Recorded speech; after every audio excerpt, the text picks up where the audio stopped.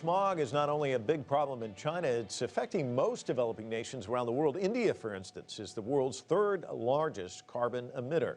Also, smog is quickly becoming a major hazard in Southeast Asia and sub-Saharan Africa, where some nations are growing at a breakneck pace. So how do we reconcile economic development with environmental responsibility? Joining me now from New York to talk more about all of that is Khalid Malik. He is the head of the Human Development Report Office of the United Nations Development Program. And I know that you were with the UN, you lived in China for 7 years, and I'm sure you've noticed all the headlines this year of smog as a huge problem in China, but it's a global phenomenon. So talk to me about other countries that are also facing this issue.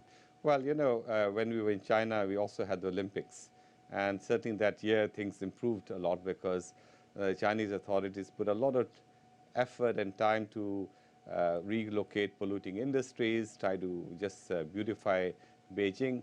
But the reality is that unless we go for clean growth, unless we go for reducing carbon emissions, in the end, it's people who suffer the most. And in the UN, we took the view that every human being has the right to clean air, clean water, and for rising standards, rising economic and social standards. So it is not an easy exercise, but it is not an impossible exercise. What are the main causes for the smog there, would you say? Well, I mean, as you know, in Beijing, it's a mixture of car pollution, industrial pollution, particularly on the edge of Beijing in Hebei and other places. It is also the fact that we are near the Gobi Desert, so it's a kind of a panhandle. It kind of holds the smog in place, and unless there are strong winds, it doesn't get cleared up so easily.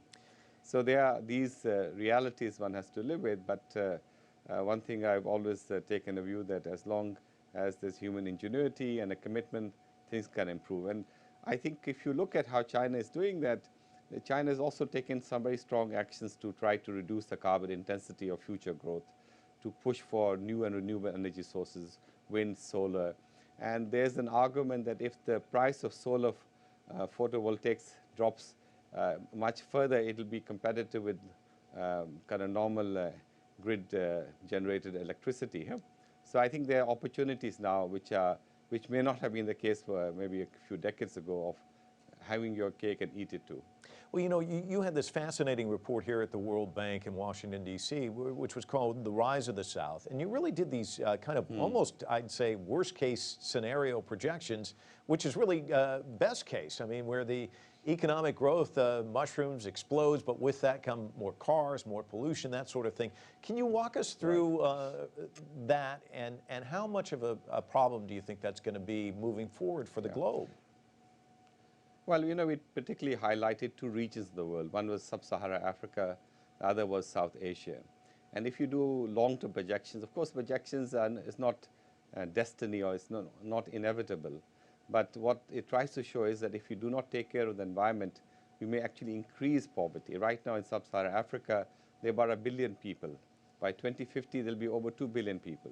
So depending on what policies we adopt, either we can have a situation where poverty is almost reduced, almost eliminated, or you have a situation there'll be 1 billion people who are poor as a direct consequence of not being able to have an environment which can support all those new jobs. So there are opportunities there as well. That was the purpose, and the same scenario also holds in the case of South Asia. Yeah, one of the things that you say is you talk about those who got through the door first, and let's talk a little bit about that because pollution's been with us for a lengthy period of time.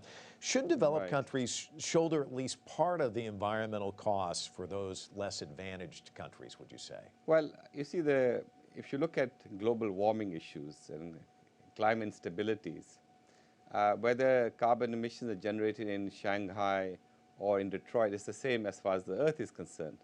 So there's an opportunity and for countries to help each other so that everyone benefits. Because in the end, what is pollution and smog in one area also travels to other neighboring countries, even halfway around the world.